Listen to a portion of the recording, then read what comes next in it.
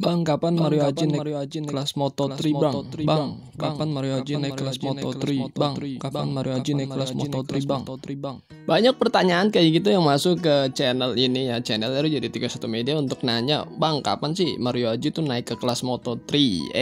Bro, kalau yang sekarang ini Mario Haji pun udah di kelas Moto3 ya, walaupun beda perjenjangan ya. Karena saat ini Mario Haji berada di Junior World Championship CHEV Moto3 dan motornya pun ya Moto3 bisa dibilang gitu ya.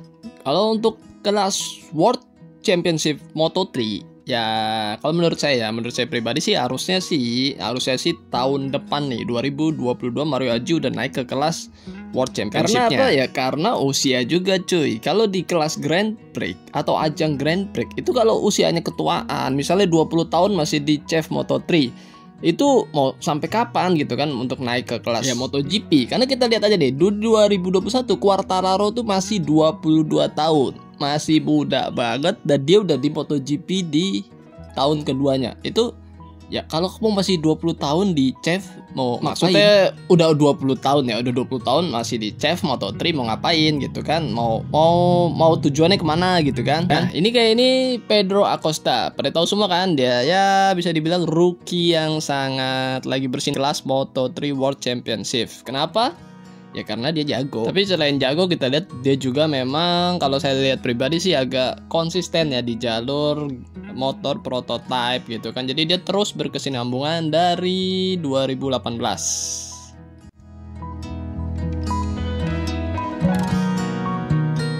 Lah kok 2018? Ya gini cuy, ini ya, ini Ogut kasih videonya, video dari statistik dari film CHEV Repsol.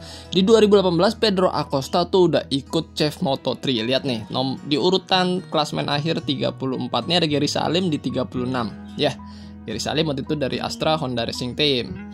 Kita lihat. Bahkan bisa dibilang Pedro Acosta itu udah ikut CHEV Moto3 itu atau film CHEV itu dari 2017 cuy. Karena 2017 nih lihat tuh, Pedro Acosta ikut European Talent Cup, 2018 ikut CHEV Moto3, 2019 ikut CHEV Moto3, 2020 dia pun akhirnya mengakhiri CHEV Moto3, dan kalau nggak salah dia mengakhiri di posisi ketiga tuh.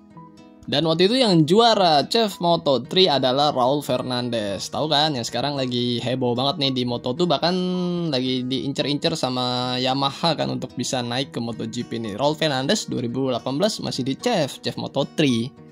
Lanjut kita di 2019, Pedro Acosta di posisi berapa nih? Ada David Salvador, bahkan ada Daniel Holgado juga ada. Pedro Acosta di posisi 16 cuy, kita lihat. Dan Mario Haji di posisi 18. Ini 2019. Jadi ada peningkatan dari Pedro Acosta dari sebelumnya di 34, di musim berikutnya naik ke 16. Kayak gitu cuy. Jadi semua itu ada step by step, ada perjenjangan, nggak ujuk langsung jago, nggak begitu ceritanya. Ya, oke.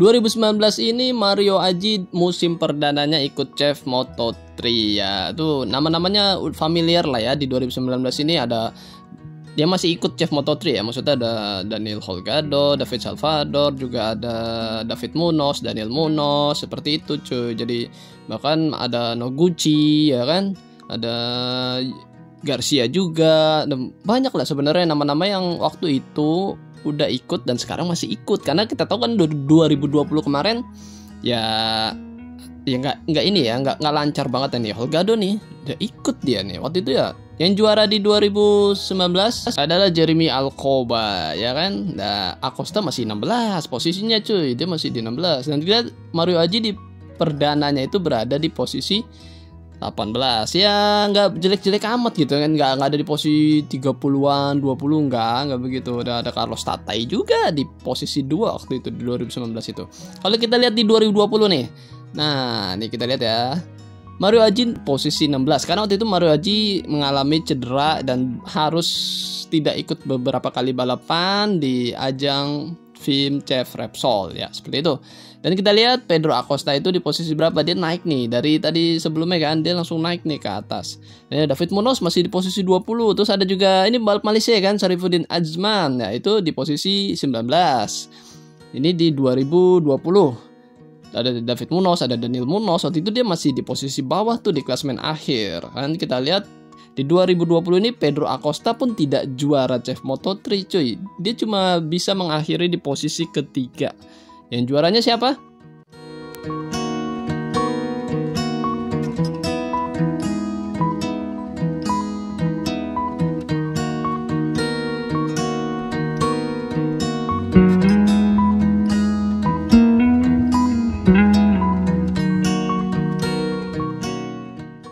Ya, yang juara adalah Izan Guevara, ya kan? Nah, kita lihat di 2021, ya udah kemarin saya bahas ya di konten sebelumnya, Mario Ajib di posisi 8 dan pembalap Malaysia Sarifuddin Asman yang tahun ini berusia 20 tahun berada di posisi 9. Daniel Munoz di posisi 13, Diego Moreira 14, ya kan? Terus juga ya banyak lah ya di 2021 ini. Dan yang memimpin saat ini adalah Daniel Holgado. Ya, kayaknya sih peluangnya cukup besar sih dia juara. Ya, jadi kita jangan terlalu gimana ngeliat Acosta kemarin yang start dari pit gitu kan, waktu Doha GP langsung juara cuy.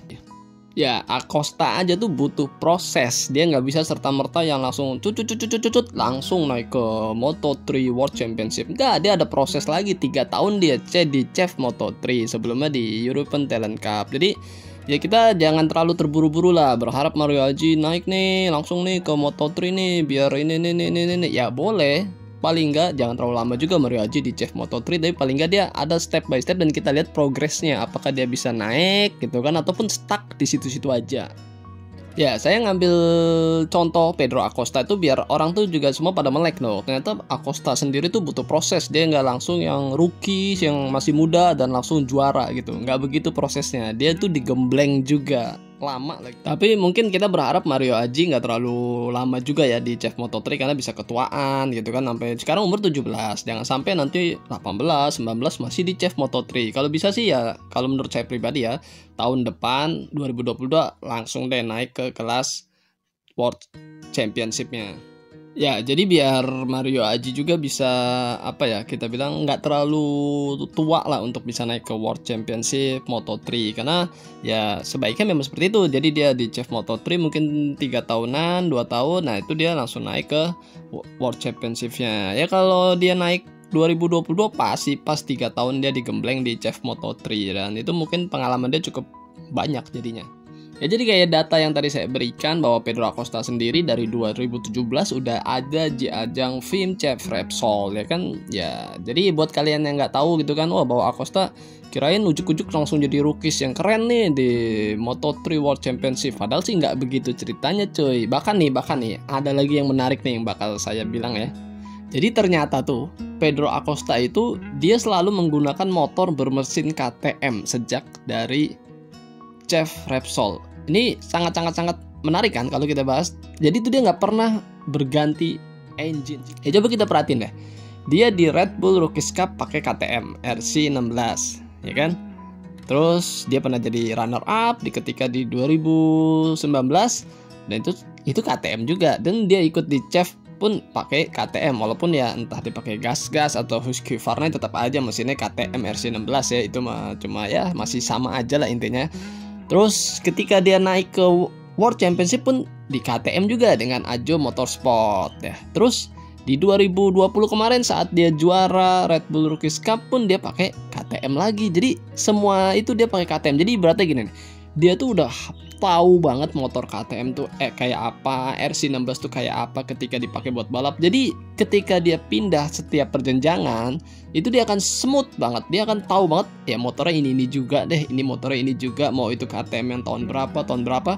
Sama, coba kalau dia kayak Mario. Kalau Mario itu kan beda. Dia tuh di CEF pakai motor Honda. Di Red Bull Rookies Cup ya pakai KTM dong. Dia nggak bisa pakai Honda ya, karena memang ajang Red Bull Rookies Cup ini disuplai mesinnya oleh KTM RC16. Jadi ya sudah ada seperti itu karena Red Bull sendiri sangat dekat banget dengan KTM kan. Tapi paling tidak itu buat sponsornya dari Mario yaitu Astra Honda Racing Team, yaitu cukup bagus juga. Dia tidak gengsi untuk mendidik Mario Suryo Aji di ajang Red Bull Rookies Cup. Sebelumnya juga Gary Salim kan diboyong ke Red Bull Rookies Cup.